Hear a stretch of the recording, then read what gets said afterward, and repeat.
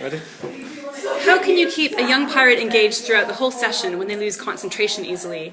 Here's the problem we're facing. My pirate started the session very enthusiastically and we had a lot in common, but towards the end of the reading section they started to consistently ask what the time was and found it difficult to focus. This carried on into the second half and made it difficult to get any work done. So our group brainstormed about this and have come up with 5 tips. The first of which is goals, to set goals early in the session. And one way to do this we heard about that we really liked was a volunteer apparently who draws some boxes at the top of the page for their volunteer, and they set a goal. Maybe it's for every sentence that pirate reads, or for every page they get to the bottom of, the volunteer will then tick the box as the pirate goes, and so there's a sort of visual reinforcement of that pirate achieving their goals.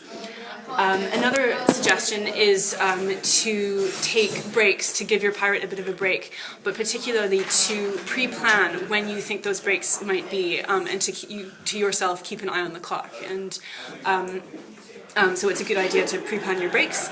Third is to set a challenge. A pirate might be losing focus and concentration, not because they're struggling, but because perhaps they need a little bit more of a push than they're willing to push themselves. So a way you might do this is, playing a game like, sorry, this is your example, grammar.